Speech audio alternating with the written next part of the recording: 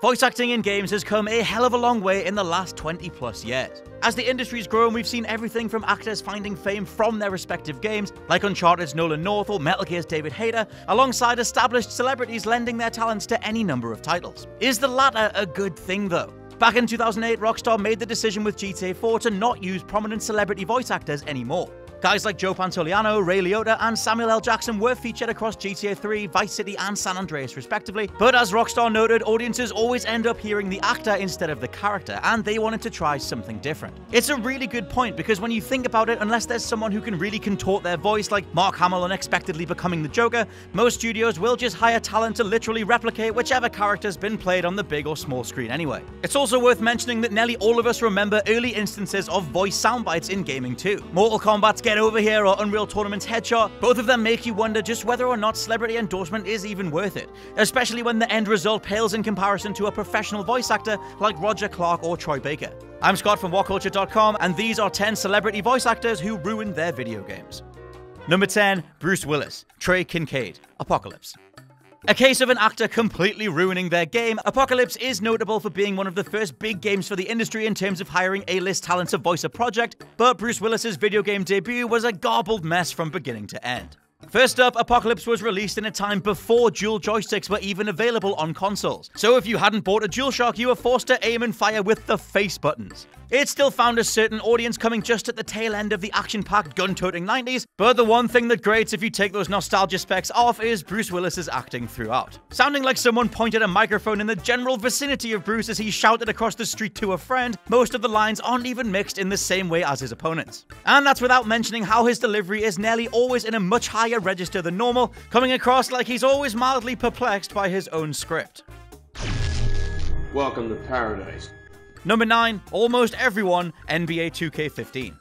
Over the years, as sports games have gone from solid foundational pillars of any casual gamer's library to some of the biggest money makers in all of entertainment, companies have forever tried to think of ways to widen that appeal even further. What would get someone who doesn't care about a sport to play a sports game? The answer, of course, was a story. Now, the NBA games had attempted stories and sets of characters before, but NBA 2K15 was the year that all hell broke loose in regards to 2K's facial scanning technology. Where 2K14 turned out some misplaced noses and eyes, 2K15 made us into a race of people that could have been a boss quest pack for Skyrim. So you've got your misshapen, actually so ugly it looks painful, broken-faced protagonists, and they're greeted by a voice cast who genuinely feel like they couldn't care less. Everyone from Dion Waiters to Shaquille O'Neal, Al Jefferson literally sounds like it was his first take and he wasn't allowed to ask on intonation whatsoever. Just listen to this. Do the work, listen to the culture, and the result will take care of themselves.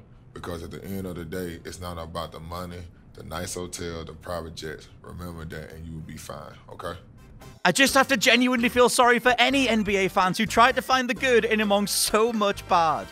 Number 8, Christopher Walken, George, True Crime, Streets of LA. One of the most over-parodied and hilariously self-aware characters in Hollywood, Christopher Walken's performance in True Crime is either going to be something you really love because it's so over-the-top and whackened up to the max, or be thoroughly baffled by his confusing intonation. Right from the off, most of the declarative statements he comes out with sound like questions, and it's clear that from his time in the studio, there wasn't one good take where either Walken or developers Luxoflux were very happy. This all led to a performance that's notably stitched together from what must have been hundreds of individual lines. I'd say, Paul, dreaming will get you killed. Maybe I was right. Nobody knows what happened to Henry all those years ago. But whatever it was, he didn't deserve it. Number 7, Tobey Maguire, Peter Parker / Spider-Man, Spider-Man 2, the video game. Look, I'm sorry, okay? I used to love this thing too. But has anybody actually gone back and played Spider-Man 2 since 2004? Yes, it was the first time Spidey got bolted onto an open world template, and I adored visiting the Statue of Liberty of my own accord as much as the next guy. But going back to it, Spider-Man 2 has aged like milk. Gameplay and mission design can stay in another list and the aggressions of the comments below, but Tobey Maguire, dude is just phoning this the F in. Just listen. Now you see why I can't be with you. It wouldn't be fair to you. I was selfish to ask you. You should marry John.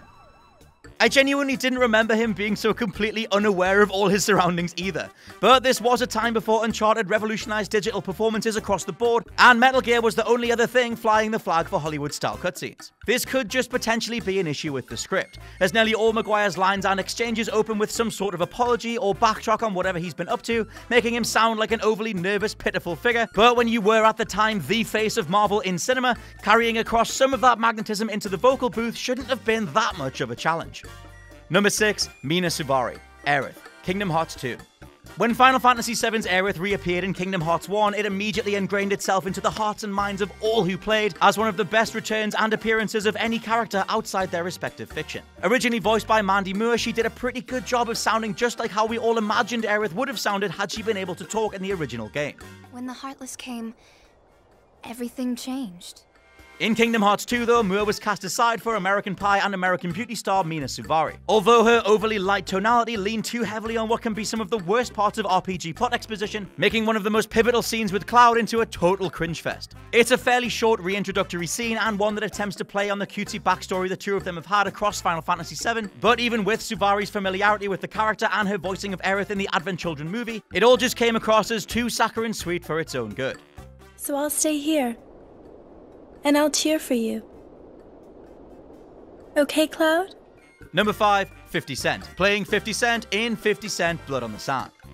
In a game where the opening cutscene has Curtis 50 Cent Jackson finishing a gig in an armored bullet vest only to receive payment from the club's owner as a diamond-encrusted skull, you'd be forgiven for thinking this level of just go with it naturally transferred into Jackson's leading performance. And while this might be the case, as Giant Bomb's Jeff Gerstmann pointed out at the time, all the other members of G-Unit address 50 by name, whereas the candy shop-loving gangster himself couldn't be bothered to actually do reciprocating line reads, meaning that while he gets referred to by name, none of his partners receive the same courtesy.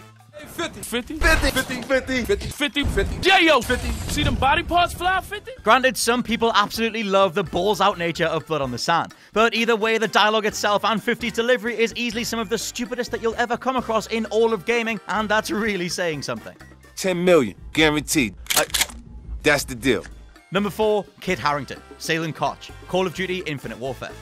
Infinite Warfare had such a time. From its overblown trailers that tried to sell a spacefaring adventure to a fandom just wanting boots-on-the-ground gameplay, to going all out with celebrity cameos in a bid to bring in even more casual players than ever. One of the biggest names attached to the project was Game of Thrones' Kit Harington, who plays Jon Snow, who, let's be honest, doesn't have the most range even in the show that made him a worldwide sensation in the first place. For Infinite Warfare, he turns in a stoic performance, clearly going for that whole gruff, emotionless villain who just wants to obliterate everything without even moving their face shtick, but the reality was a character that I bet you forgot even existed. There's a fine line between cold and dead-eyed and just literally being dead behind the eyes. I absolutely love you, Kit, but when people remember a voiceless Conor McGregor's performance more than yours, it's pretty telling.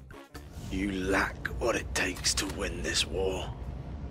Number 3. Eliza Dushku, Ruby Malone, Wet.